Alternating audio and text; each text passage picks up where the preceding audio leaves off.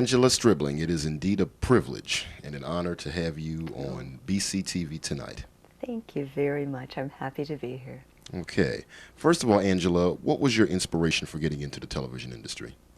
I've always been a performer and have always had an interest to be on stage, on camera, be it television, film. I guess basically a ham at heart. And I actually got into the whole industry by doing voiceovers. And I was working at a television station in sales. Although I had found out there was a position open in sales, but I figured once I get my foot in the door, I can just be on the 10 o'clock news. It was one of the Fox television stations. Okay. And although I didn't have any experience, I had a lot of ambition and a lot of heart, and just let everybody in the newsroom know, if you ever want a day off, just, let me know and I'll sit in for you.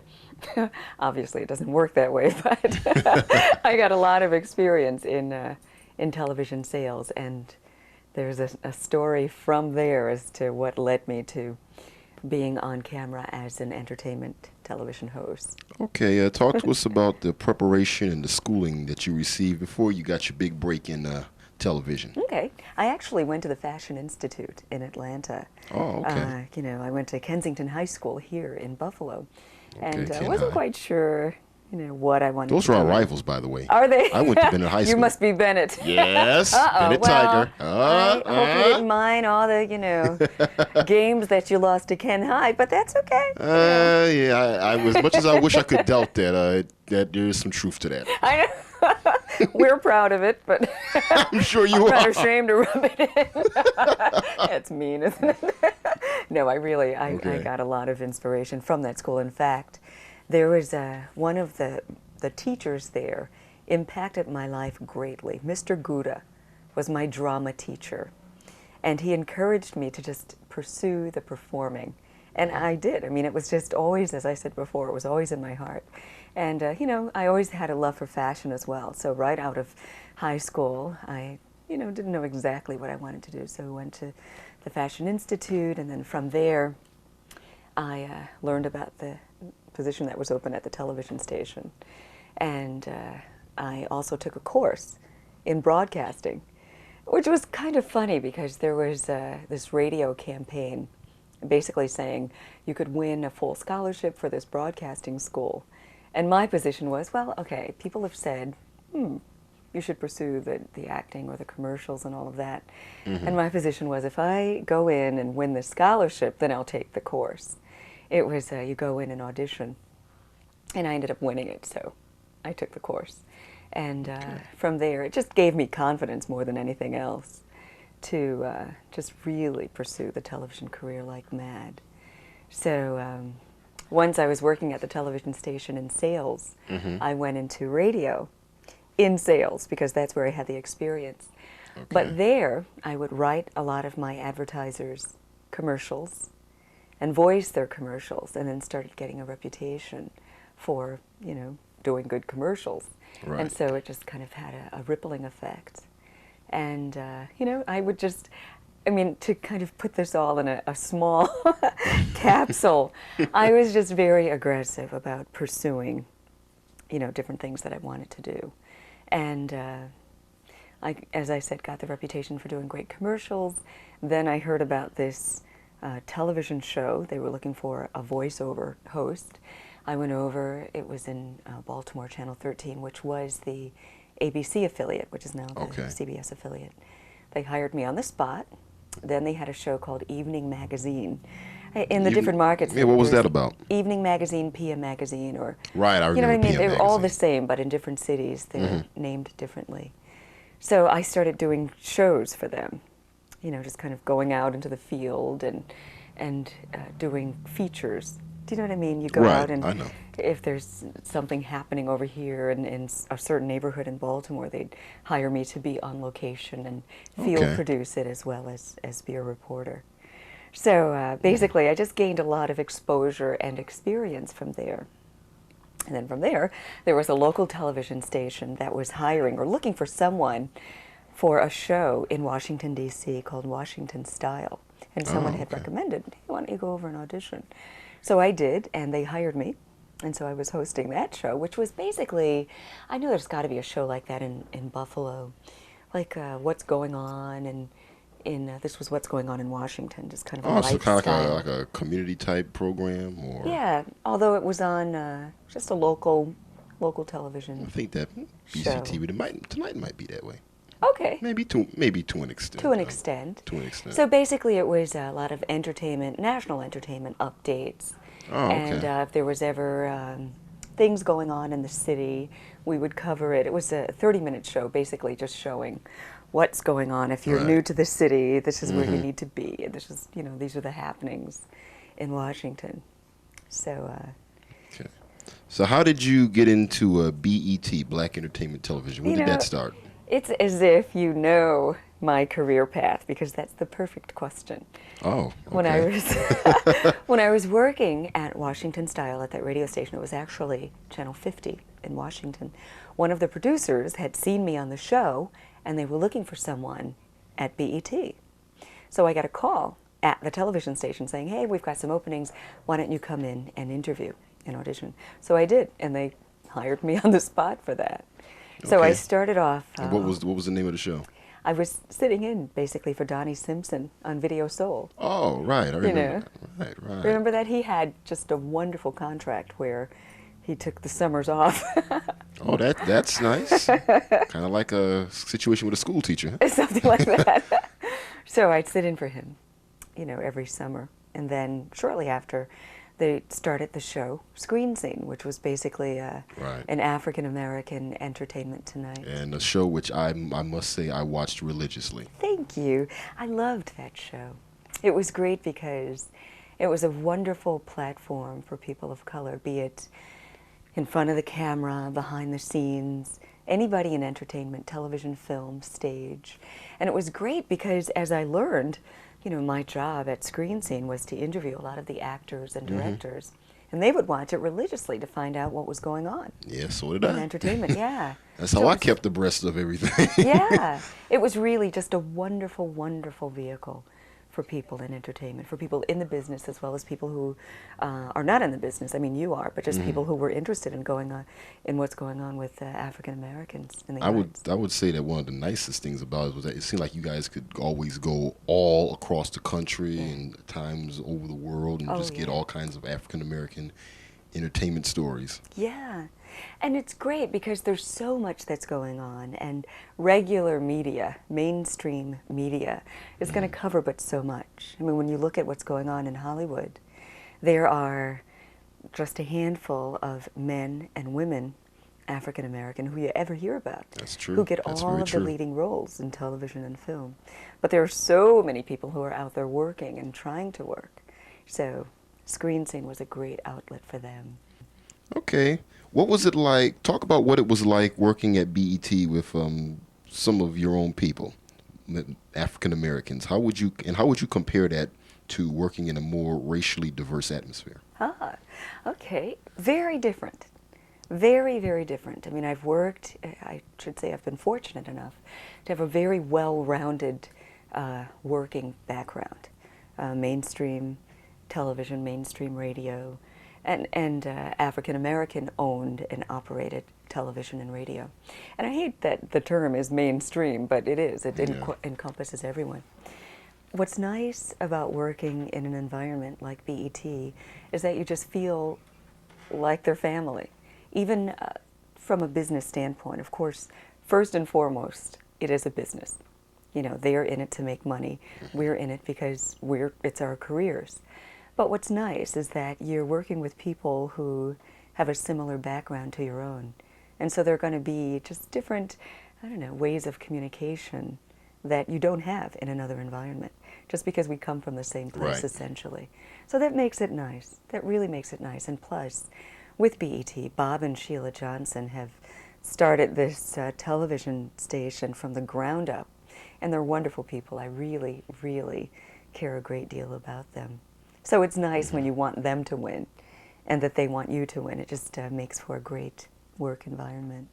One of the people that you worked with, as a matter of fact, you co-host. He was one of the original co-hosts of screen scene was Melvin Lindsay. Oh, And I yeah. understand the two of you were really, really good friends. You almost Yeah. had like a spiritual connection. Absolutely. Talk to us a little bit about Melvin Lindsay. Melvin Lindsay, I don't know if you realize this, but he started the Quiet Storm radio format. Oh, okay. Which is popular around the country.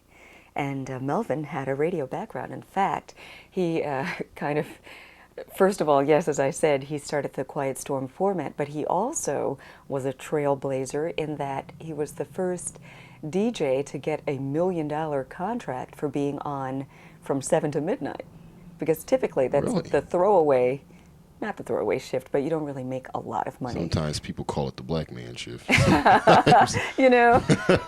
Because morning drive is obviously the most important shift at a radio station. That's where your star DJs, they're always in mornings. Second to that is afternoon drive. And then there are the others. Well, Melvin had this very smooth style and was a very handsome man. And, he just had this vibe that people loved. And the ratings skyrocketed from 7 to midnight. Melvin would come in there, and he'd program his own music, and his whole show from 7 to midnight would be a mood. And people, oftentimes if you're entertaining a guest or, trying to set up something romantic, you'll just choose your own CDs. And particularly when it's something new. You have that newness is there, and that works in your favor tremendously. But what Melvin would do is just, set up the whole thing so that you didn't have to play your own music, just turn on the radio. And anyway, it just caught on, and people loved it. And, obviously the ratings went up, and so did his income. So he did really well on radio. That's always good. It's always good. And what's so funny is Melvin and I were just put together. We hadn't worked together before for that show, Screen Scene, but they loved, my style on camera, and they auditioned Melvin for that and then put us together for Screen Scene. Then there was another show in Baltimore on Channel 13 again. But it was a Sunday current events show. And they didn't even know that we knew each other. And they auditioned us separately. And when they announced that we both had gotten the position and we came to, be together to tape the first show, we discovered it was us again paired. Do you know what I mean? It was just so ironic how other people put us together. Right. Outside of the fact that we kind of looked like we could be brother and sister, our personalities, we just had a really, really nice chemistry. It was beautiful. Okay. Talk to us a little bit more about Screen Scene. When did it start? I think we might have went into that already. Share some of your fondest memories and some of your favorite interviews and stories. Great. It actually started in 1991. And gosh, it was such a fun show because we got to travel all over the place. Oh, that had to be great. It had to be great. Traveling alone. Yeah, well, it's great. I love it. And what was really nice is that we got to meet some pretty incredible people. Like you'd go to Los Angeles and your job is to interview, a fun interview was with Lawrence Fishburne and Angela Bassett for What's Love Got to Do with It? And that was great. And in fact, I've interviewed both of them several times. And so what happens is, you get to be friendly with a lot of these people. Another one was Spike Lee gave us an exclusive for his movie Jungle Fever. And I was the host for that. So I had everybody. So there was, everyone who was in the movie, and also just a lot of people came out to support the movie. So I got to interview everyone who was in it, and also all of the big stars who came out to support it, like Miles Davis. I got to interview Stevie Wonder, and we grew to be great friends as a result of that. Even Anthony Quinn was there and interviewed him. Right, he was in Anthony Quinn was in the movie. Yeah, and he was at the premiere as well. Gosh, so many people were there. I'd be name dropping if I just kept going. But it was just incredible. Yeah. Just everybody was out there. Madonna. Gosh, it was wild. I'm sure you just had the time of your life, didn't you? I really did. What was nice is that a lot of people were saying, where's everybody else? And since Spike Lee gave us an exclusive, I was the main host, so I had access to everyone. Oh, So it all was just access. all access. It was, as I'm sure you can relate to this. It was a A little television bit. person's heaven. Oh, yeah, yeah. Dr. Betty Shabazz, Oh, when we did wow. Malcolm X, he gave us another exclusive for that. And it was just wonderful to interview her, to sit and talk to her. Oh, that had to be excellent. It was just wonderful. Martin Scorsese, just, gosh. And, again, Spike Lee, he was he had to be my most difficult interview Oh, really? How so? in the early days. Well, when I started out doing this, as I said, I would sit in for Donnie Simpson on Video Soul. And Spike Lee had his movie School Days out, remember? Right. Absolutely. He had, I guess, gotten a little bit interrogated when he did the Today Show with Bryant Gumbel the day before. So, I had gone to the screening for School Days, and I'm all excited because I only knew Spike Lee from, being Mars Blackman from She's Gotta Have It. So I'm thinking, I bet he's Not to fun. mention the commercials. Right, but, this was a long time ago, and I was just all excited about it. So, okay, my producer set it up so that we would do a live interview. It was 1 hour.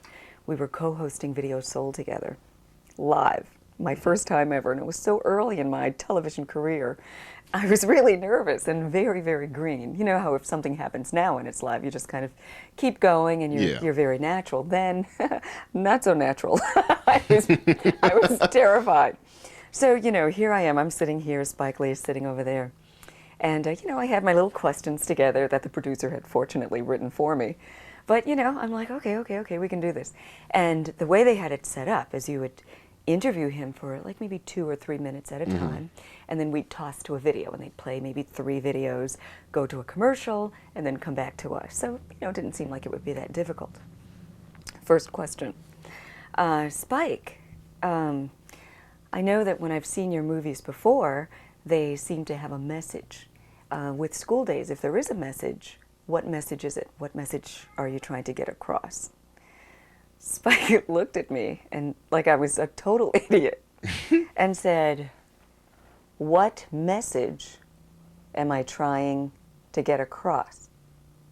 I go, yeah, if there's a message. I mean, he's like totally dissing me. Spike was kind of back in those days. He was kind of fiery. I kind of remember. Just obviously dissing me. So I just kind of rephrased the question. I go, yeah. So he said it again, and then he started answering the question really slowly, like he had an attitude. So then I went to the next question that was on the sheet, and he just, looked at me like, and then, answered the next question. I'm like, okay. And I'm thinking, okay, this is the beginning of the show. I'm thinking, that's not good. That's not good if it's the beginning of the show. So the floor director is going, okay, wrap, give me the wrap sign, go to commercial. I'm like, okay, so I go to commercial. Then my producer comes out and stands right between me and Spike, and he's, like fixing me up, and he said loud enough for Spike to hear, "Okay, you're doing great. You're asking the questions, just keep your confidence, and if he keeps asking like this, just remember that we're doing him a favor. We're promoting his movie. But if he keeps acting like this, we can just, have you tossed to the videos. We don't need him."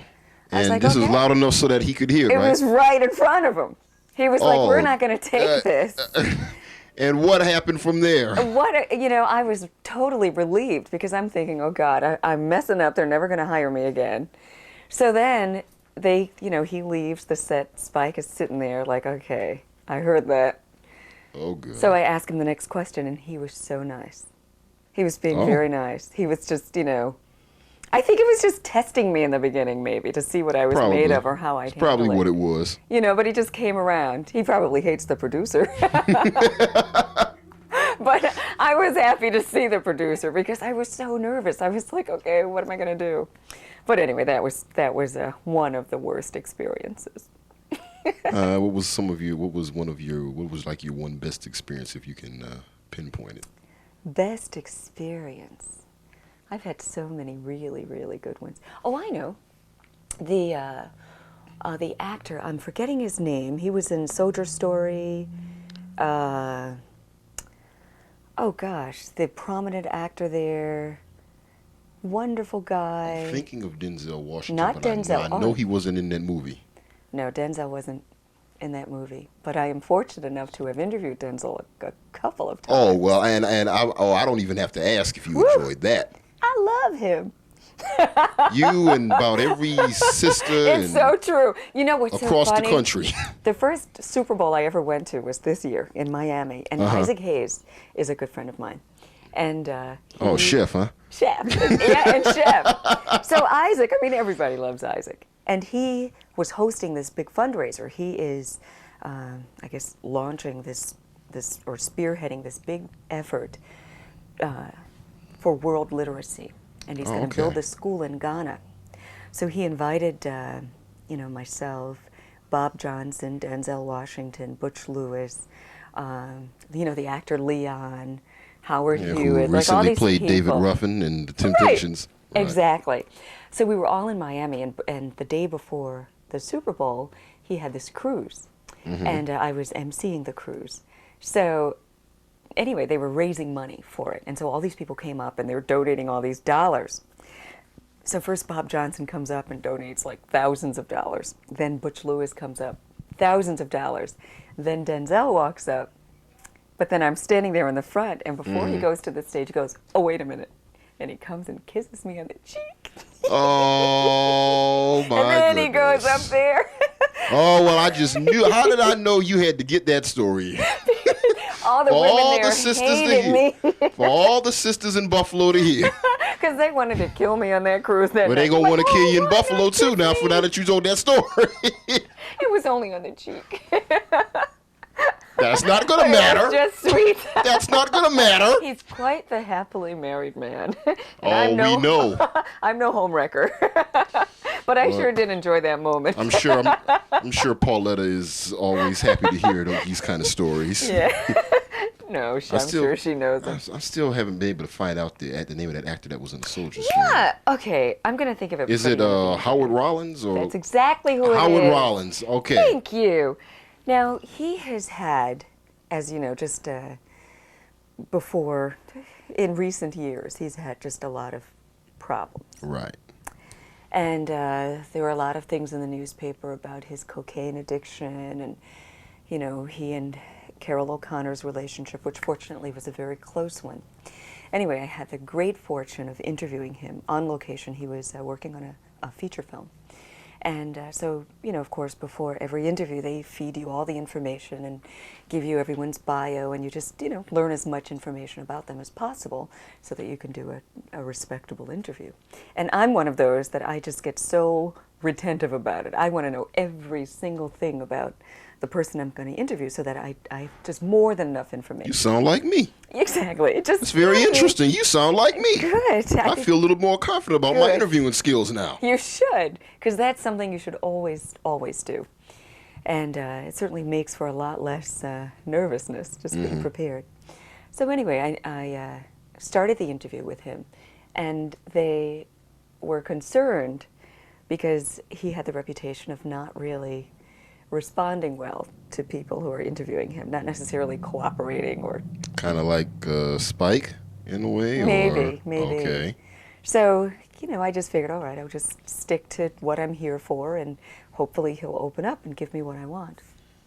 In the interview, he was so comfortable, and he just opened up so much that he started crying. And that was the first time that's happened. I mean, he just... because I didn't come in there trying to make him look bad. You know what I mean? It was giving him the benefit of the doubt first. And the whole thing is I just wanted him to tell his story. And I think he just appreciated that. Do you know what I mean? He just told from his perspective what was really going on. The other time that happened, one of my favorite interviews, about 4 years ago, Michael Jordan had a birthday party at his foundation in Chicago. And my nephew, Lamar Stribling, loves Michael Jordan so much. And at the time, he was living with me in Washington, D.C., Lamar was. So I surprised my nephew with tickets to go with me to Chicago to go and interview Michael Jordan. And I told Lamar that he could be my photographer. Oh, okay. So you can imagine how much he loved he was Aunt Angela at the time. Oh, yeah, it was great. And so it was a big party that Michael Jordan had at his restaurant. And it was for the Michael Jordan Foundation, which Right. he used to have for kids. So anyway, and this was shortly after his dad had passed. Okay. And they told me in the interview, the whole angle was just to talk about Michael Jordan, who had given up basketball, who was now playing baseball, and just talk about that. And don't talk about his dad. Just keep it upbeat and positive. So great. So I read a lot about Michael Jordan, which I hadn't before, and just found him to be such an inspiring human being. I mean, just his work ethic. He is such a beautiful man. He demands so much from himself, much more than anyone would ever expect from him. And he got that from his parents, that they, always instilled the positivity in him. Just always, whatever he was doing, they supported, whatever it was. And just, he would give the extra effort no matter what. So while interviewing him, I was just so inspired just by his take on life and the way that he approaches his life. And so I think here again, he felt very comfortable in the interview. And I wasn't going to bring up, how he was getting along without his father, but he kept mentioning it as if maybe he wanted to talk about it. Mm-hmm. So he said, we were talking about the birthday party, and I said something like, "You've got a lot of friends here who are supporting you." And he said, "What's really nice is I feel that my father's spirit is here with me as well." Mm-hmm. And he said that when he was younger, his first sport wasn't basketball. He really wanted to be a baseball player. Right, I remember hearing about that. Remember? But as he started getting taller and taller and taller, his dad said, You kind of had a friend that went through the same thing. Basketball. So I think, his transition was to honor his dad. But what he said, what was really interesting is when he started talking about his father, and I said, I didn't want to talk about it, and if you don't want to talk about it, I certainly would understand. Right. But I recently lost someone who I was very close to, and that was Melvin Lindsay, who died of AIDS. Right. And it was so difficult. It took me a year to really be able to talk about it. Mm-hmm. And in fact, my way of dealing with it, I wrote a song about Melvin.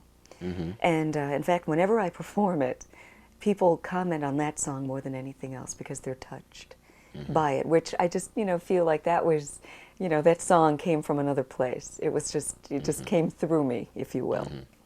Anyway, I told him about my friend Melvin, and he was saying, I definitely feel the same way. I said, here we are, public people. Me not as public as you. I'm no Michael Jordan, but still, I am a celebrity, and he's a celebrity.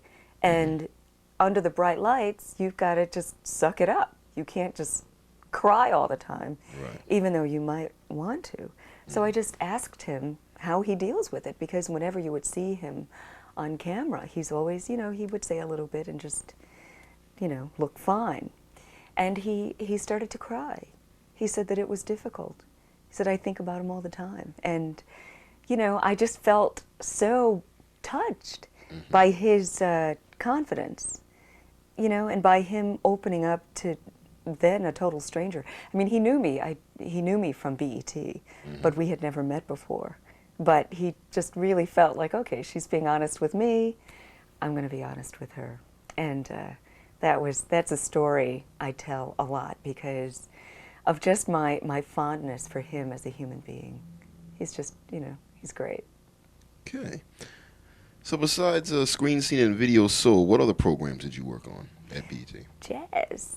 Jazz. Definitely jazz. Okay. We will go into that. Okay. We'll come back to that, I should say. But those were the primary shows. Right. Okay. Are you still working with BET currently today? Yes, I have relocated from Washington, D.C. to New York City. And one big market to another, huh? I know, to a bigger market. Yeah. To a much bigger market. And so I do a lot of on-location shoots for them because there's so much jazz happening in New York. Whenever I'm on the scene, for instance, there's going to be a Diane Reeves interview that I'll do on the 24th of May. And J&R Music World is a big music store in New York, and they often host these outdoor concerts every summer. And so we do Artist of the Month shows for BET. So that's one of the things that I'm doing for them. But what's Okay. also nice is that they are hiring me as a singer. So I've been. Oh, well, that's nice. Isn't that nice? So I've been Yes, performing. I just yes. performed last Sunday at the Bet on Jazz restaurant, and which is a restaurant they opened in Washington, D.C. They've got the Bet on Jazz restaurant, the Soundstage restaurant. What's this, their own Hard Rock Cafe thing Something going like on that. here? The Soundstage is a lot like the whole Hard Yeah. Rock, Yeah, Planet Hollywood I've seen it on kind of TV. vibe. Yeah, just like that. So my band and I just get out there and do our thing. Okay, we just went into this. I just made a little mention of this. Talk to us about some of the television markets themselves that you've worked in, and have you ever worked in the Buffalo, New York market? No, I You haven't. lucky thing, you. I envy you. I just envy you so much. Is it difficult to work in the Buffalo market? I can't even begin to tell you. Okay, okay. Well, as you know, the whole television market is so tough to break into. True. It's like a True. whole fraternity, fraternity. Mm-hmm. And just like a lot of other big businesses, once you're in, it's a lot easier. But breaking in it's difficult at first. But there are ways. There are ways. I mean, I approach my career the same every time. I just go back to the same formula because it seems to work, and that is, you see what you want, you just keep going. You might not start at the top, Right. but start lower and be willing to, sacrifice by taking a couple of steps back. Yeah. But do your best and just keep on going, and you will break into whichever market that you want. How would you compare working in a large TV market to working in a small TV market? I have been fortunate by starting in a large market. Washington, D.C., I believe it's the sixth market, so Okay. that's typically a very difficult market to break into. However, I started at a small television station. Remember, I mentioned to you the show Washington Style. Right. That was on an independent station, Channel 50, where, normally I would compare it to maybe Channel 18, where it's not necessarily one of the networks, but it's a station that a lot of people... It may be a little bit more better equipped, though. maybe not. I'm telling you, it wasn't Okay. as great as you would imagine. Oh, okay. And a lot of people tuned in. Again, it wasn't network, it wasn't even Fox or anything like that, but it was a great forum for me. And just having the access to be on the airwaves, it was great because, as I said, a producer who probably normally just flips around looking for talent just happened to see me on there one day. And it was great. Another thing that I thought was wonderful about it, one of the radio stations I started in, the radio station I started in was very small. But, if you come in there with a lot of ambition and a little bit of ego, not a big ego, but, push that ego to the back somewhere, you can do so much. I mean, the first radio station I worked at, I started off in sales, as I mentioned, started doing my commercials, let all the DJs know, hey, I'll sit in for you if ever you want a day off, although I had never done it before. Then, one day, it was talk radio at the time. One day, the midday guy, his name was Shelley Tromberg, and his whole slogan was, I say what I mean and I mean what I say. And he would interview these authors of books, and it was a call-in show. So, I would let every person know, hey, look, I really want to be on the air. So he gave me my big break. He had to go home, and he's like, hey, kid, you want to do it? Go for it. I'm like, okay, but I was prepared because I knew one day somebody's going to let me sit in for them. So I had this topic. I figured, okay, let's just make it fun. And so we just talked about flirting, the art of flirting. So I had people call in giving their best and worst stories. It was kind of goofy, but it worked. Hey, that's the most important thing. You know what I'm it saying? worked. People called in, and I mean, some of the things were really bizarre, but it was fun. And then from there, the owners of the station used to do the morning show, and they were going to go away for the Christmas holiday, and they had me sit in for them for 2 weeks. So from there, it just, had a rippling effect. It was, be ready for that moment because it's going to come. It's just a matter of when. And anyway, my philosophy is just be prepared. Okay. When did your love for singing kick in? When I was a little girl, and I would sing all the time. my mom is a ham just like me. I should say I'm a ham just like her. And we'd sing all the time. And, my sister would sing, And then growing up, we'd have these, once I was in school, I was a member of the choir and the chorus group. And then I had this singing group. Uh-oh. In high school. And what was the name of this singing group? You know what? I don't even know if we had a name because I've been thinking about this a lot. We had to have a name. I can't even remember. Yeah, it would help for kind of distinguish you from the others. Exactly. Something cute, I bet, though. Just 3 girls. I was the lead singer, and there was Renee and a girl, Angela. And there were 2 Angelas? Yeah. Angela Kennedy. I don't remember Renee's last name. Well, I mean, there was a singing duo named Renee and Angela. I know. But that was a man and a woman. Exactly. Angela. Now she's Angela Woodbush. Oh, yeah. Angela Woodbush. That girl can sing. Oh, yes, she can. So my love for singing it started long, long, long ago. Okay. And I think your singing really blossomed with Jazz Central, I would say. Yeah, and so I was going to ask you, when did BET start to do their expansion? Because I believe this might have, correct me if I'm wrong, I think this might have been the beginning of BET's expansion when they went to Jazz Central. Yeah. And when did that begin, and what was your role? Okay. BET has branched out into so many different areas. There's Bet on Jazz, there's BET Action Pay-Per-View, there's so many BET entities where they start these companies, and if they work, they keep them, and if they don't, they get rid of them. Bet on Jazz actually started the first time in 1994. Okay. And I was hired as the host of the network to launch it.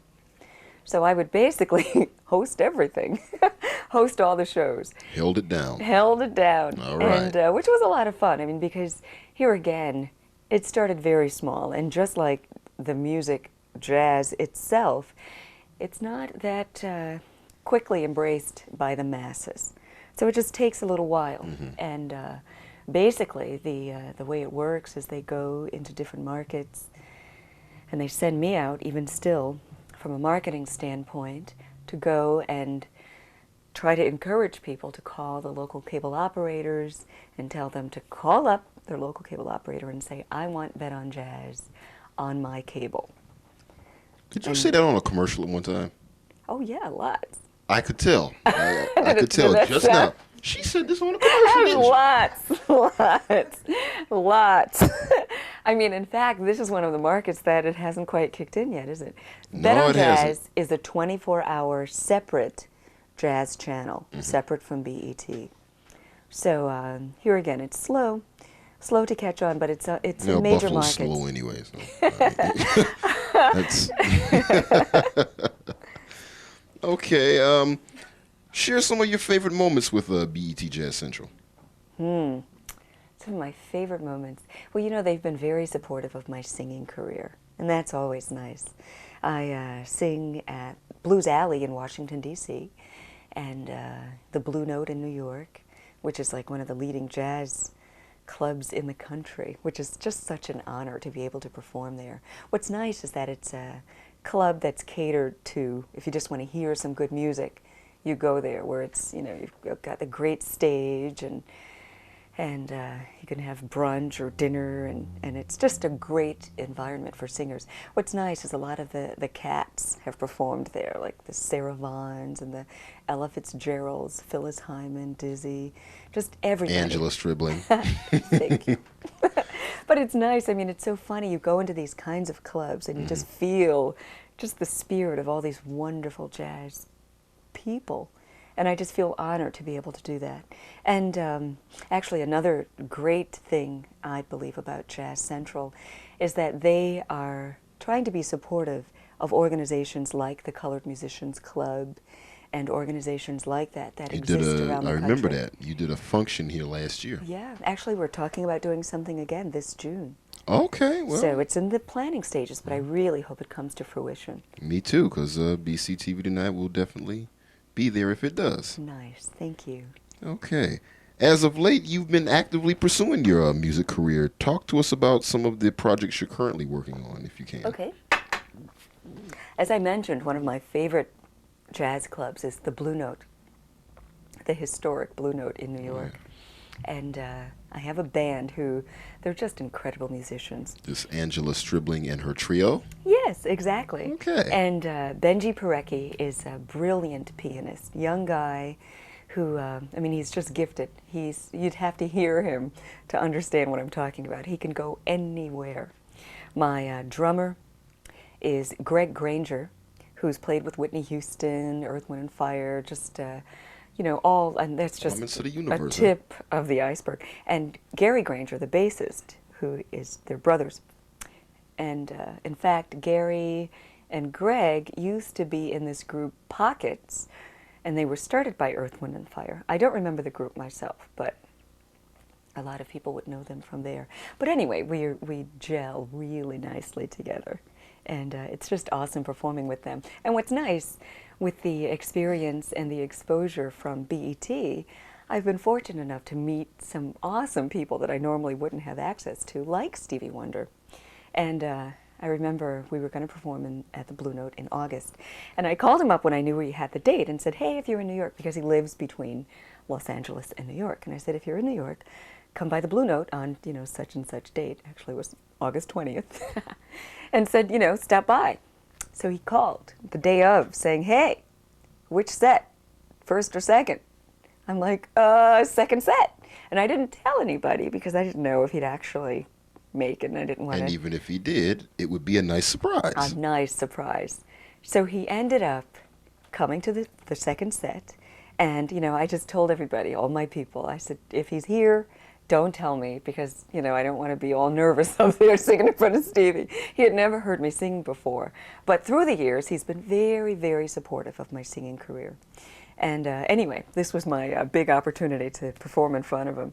And of course, my band was just on fire when they heard that he was in the house. So, okay, when I'm singing a ballad, typically I just really get into it and I have my eyes closed. So there was this one song I was singing called You Don't Know What Love Is, which is one of my favorite songs. And I'm singing the song and I'm, just got my eyes closed. And when I get to the bridge of the song, someone touches my arm and I open my eyes and it's Stevie. I just handed him the microphone. I was like, here. So he had his harmonica. And he just played the rest of the song with his harmonica and then gave it back to me at the top of the song. And I was in tears, as you can imagine. I was just like, even now I'm getting goosebumps again. It was just such an awesome moment, and it was just beautiful. So, we got through the song, and I just, the audience, they were going nuts. I could just imagine. They would go nuts. Stevie! Exactly. Forget you, Angela. Stevie! No. Stevie, get back up there. So at the end of the set, we just had a big jam session, and it was great. That was another big moment like that. We did this place in New York called the Soul Cafe. I've heard of that. Yeah, it's a great, great, great spot. And so, we're up there jamming. And I had heard that Chaka Khan might show up. Oh, okay. And Chaka. I was like, okay. So we're up there, same Every trio, woman, huh? doing our thing. She is every woman. We know. She came up there, and we were doing My Funny Valentine, and Miss Chaka Khan came up there and turned it out, as you could just imagine. It was awesome. It was awesome. Then she started scatting, and I started scatting, and at the time, I don't know if you remember the last time I was here, my hair was all red. Yeah, I remember. Well, she has a lot more hair than I do, and it's all red. So you can imagine the two of us up there. It was wild, and it was just so much fun. And one thing that I didn't know is Chaka can play drums. I mean, really play. I mean, play. Maybe, so the drummer... Maybe Rufus taught her. Maybe. But, she sat in and, they played, I don't remember what they played, but they turned it out. It was great. So, I know I've gone all around answering this question the long way. But those are just great, great moments when you can jam with incredible people. Najee, he's another one who Who's that now? Najee. Yeah. Another one Right. who, performed. Actually, I was fortunate enough to perform on one of his CDs, and the Share My World CD. And anyway, it's just great, performing with such awesome people. So talk to us about, I understand you're involved with some community projects now.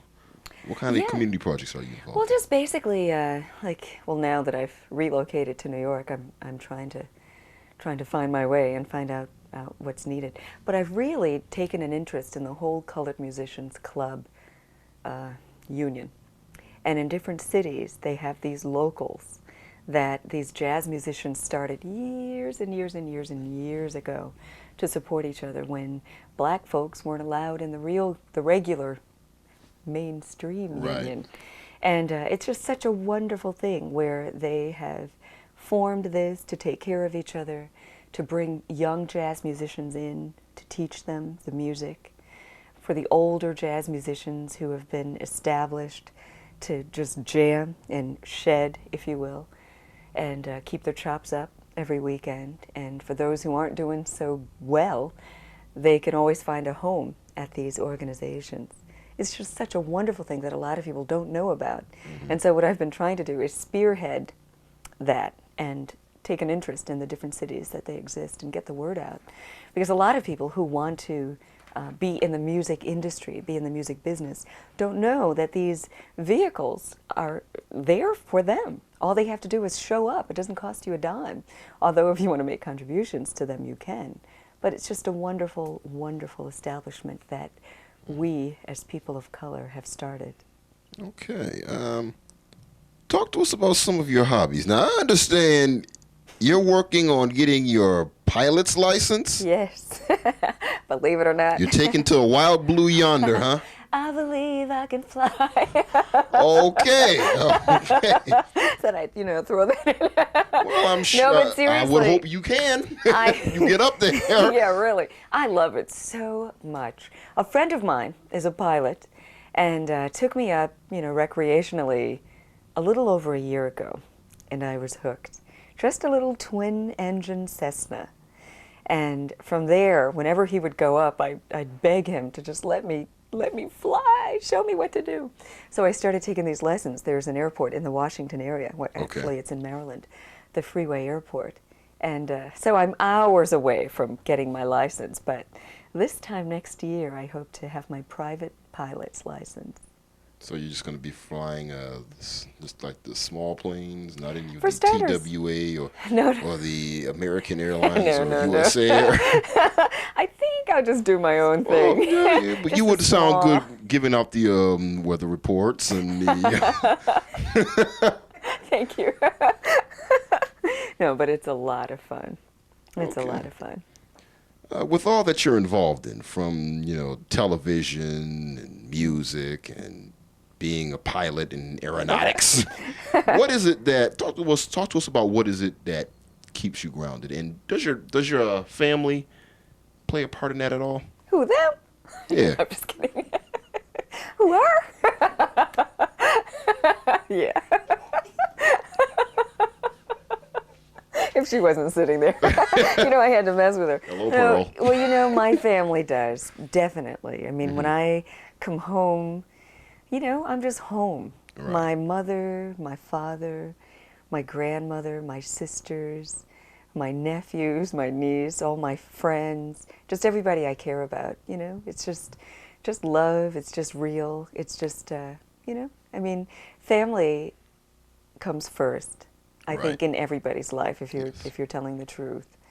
And once you have that in your heart, it doesn't matter physically what city you're in, you always have them with you, So it means a great deal. In conclusion, for anyone wanting to break into the television industry or the music industry, what would be Angela Stribling's advice? My advice would be, know that you can have anything you want. And having the confidence, it takes daily work on yourself, because sometimes things are going to be great. And other times, the picture isn't as clear. But you just have to have the faith that you are going to get to the other side. You just have to stick with it. The other thing I would advise people to do is to focus on ownership.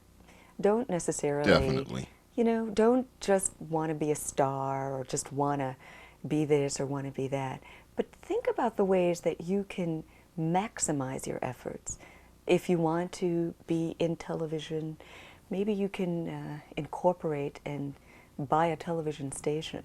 And that way you are in television and you are empowering a lot of people as well. You're owning a television station and focus on a lot of other areas in the industry, management, or what you do, producing. There's a lot of things behind the scenes that I think a lot of people just don't know about. And sales and management, but largely ownership. I think focus on that and figure out a way to keep as much of your dollars as possible.